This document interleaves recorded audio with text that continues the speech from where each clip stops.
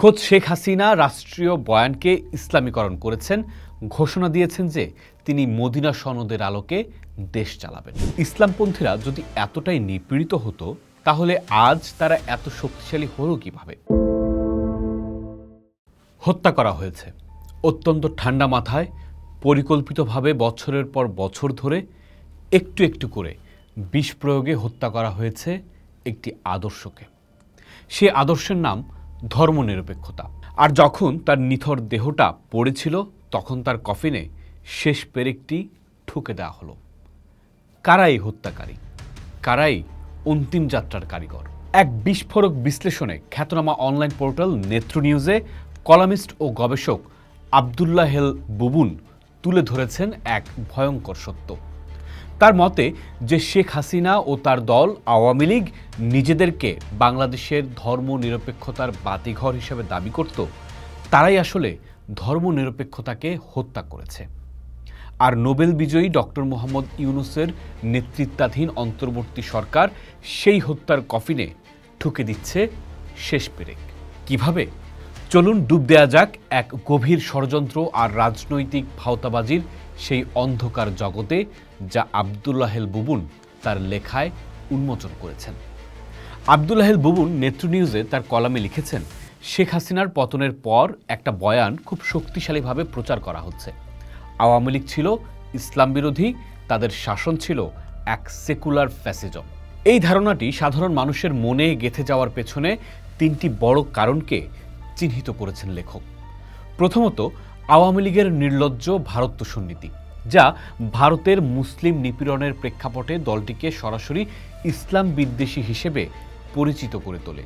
দ্বিতীয়ত, জামায়াতে ইসলামের ওপর রাষ্ট্রীয় দমনপীড়নকে চতুরতার সাথে ইসলামের ওপর আক্রমণ হিসেবে চিত্রায়িত করা।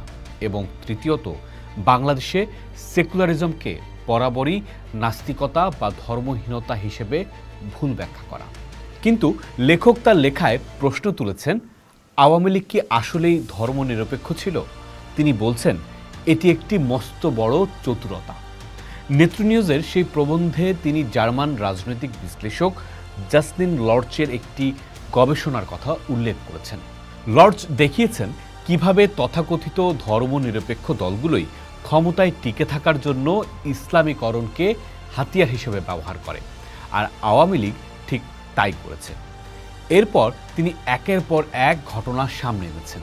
তিনি লিখেছেন, 2013 সাল থেকে হেফাজতে ইসলামের মতো কট্টর গোষ্ঠীর উত্থানের পর আওয়ামী লীগ তাদের সাথে আঁতাত করতে শুরু করে। ক্ষমতার লোভে তারা একের পর এক নীতির বলি দিয়েছে। 2016 সালে হেফাজতের চাপে জাতীয় শিক্ষাক্রম থেকে শরৎচন্দ্র, হুমায়ুন আজাদের মতো লেখকদের লেখা বাদ দেয়া হয় ইসলাম বিরোধী ও হিন্দুত্ববাদী আখ্যা দিয়ে। যখন মুক্তমনা লেখক ব্লগারদের চাপাতি দিয়ে কোপানো হচ্ছিল, তখন স্বঘোষিত ধর্মনিরপেক্ষ আওয়ামী লীগ সরকার তাদের পাশে দাঁড়ায়নি। উল্টো সরকারের মন্ত্রীরা তাদেরকেই মুখ বন্ধ রাখার হুঁশিয়ারি দিয়েছেন। নেত্র নিউজের সেই কলামে লেখক আরও লিখেছেন, খোদ শেখ হাসিনা রাষ্ট্রীয় বয়ানকে ইসলামীকরণ করেছেন, ঘোষণা দিয়েছেন যে তিনি মদিনা সনদের আলোকে দেশ চালাবেন। 2017 সালে ইসলামপন্থীদের দাবির মুখে সুপ্রিম কোর্ট প্রাঙ্গণ থেকে গ্রিক দেবী থেমিসের আদলে গড়া লেডি জাস্টিসের মূর্তি অপসারণ করা হয়। কওমি মাদ্রাসার ডিগ্রিকে উচ্চশিক্ষার স্বীকৃতি দিয়ে কার্যত দেশের শিক্ষা ব্যবস্থাকে কট্টরপন্থীদের হাতে তুলে দেওয়া হয়েছে। আর ডিজিটাল নিরাপত্তা আইনের মতো ভয়ঙ্কর অস্ত্র তৈরি করে ধর্মীয় অনুভূতিতে আঘাতের নামে কণ্ঠরোধ করা হয়েছে অসংখ্য মানুষের। সুতরাং আব্দুল্লাহ হেল বুবুনের বিশ্লেষণ অনুযায়ী আওয়ামী লীগ ধর্মনিরপেক্ষতার রক্ষক তো ছিলই না, বরং তারাই ছিল এর প্রধান কবর খননকারী।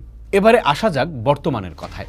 আব্দুল্লাহ হেল বুবুন তার লেখায় এক ভয়ঙ্কর মনস্তাত্ত্বিক খেলার কথা বলেছেন, যার নাম মজলুম বয়ান বা ভিকটিম কার্ড।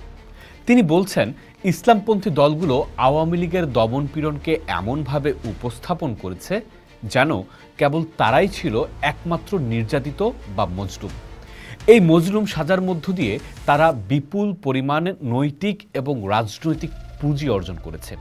যেমন আমরা দেখেছি আওয়ামী লীগ আমলে গঠিত আন্তর্জাতিক অপরাধ ট্রাইব্যুনালে ৭১-এর মানবতাবিরোধী অপরাধ গণহত্যার দায়ে যাদের বিচার হচ্ছিল তাদের অনেককেই পাশ্চাত্য মিডিয়ায় উপস্থাপন করা হয়েছে ইসলামী স্কলারদের বিচার করা হচ্ছে এই বলে, যেটাকে পরবর্তীতে দেশে ইসলামী রাজনীতিতে পুঁজি হিসেবে ব্যবহার করতে দেখা যাচ্ছে। নেত্র নিউজে প্রকাশিত কলামে বুবুন এই কৌশলকে ডোনাল্ড ট্রাম্পের সমর্থক শ্বেতাঙ্গ পুরুষ বা ভারতের হিন্দুত্ববাদীদের সাথে তুলনা করেছেন, যারা নিজেদেরকে ক্ষমতার কেন্দ্রে রেখেও ভিকটিম হিসেবে উপস্থাপন করে। কিন্তু এখানে লেখকের প্রশ্নটি অত্যন্ত যৌক্তিক। ইসলামপন্থীরা যদি এতটাই নিপীড়িত হতো তাহলে আজ তারা এত শক্তিশালী হলো কিভাবে? এর উত্তরও লেখকই দিয়েছেন। তাদের এই শক্তির পেছনে রয়েছে আওয়ামী লীগের ভয়ঙ্কর তোষণনীতি আর স্বৈরাচারী শাসনের বৈধতা আদায়ের জন্য ইসলামকে ব্যবহার করার সচেতন প্রচেষ্টা। আওয়ামী লীগ বিষাক্ত এক গাছ লাগিয়েছিল আর এখন সেই গাছ ফল দিতে শুরু করেছে। আব্দুল্লাহেল বুবুন তার লেখার শেষ ভাগে এসে যে চিত্রটা এঁকেছেন তা এক কথায় ভয়াবহ।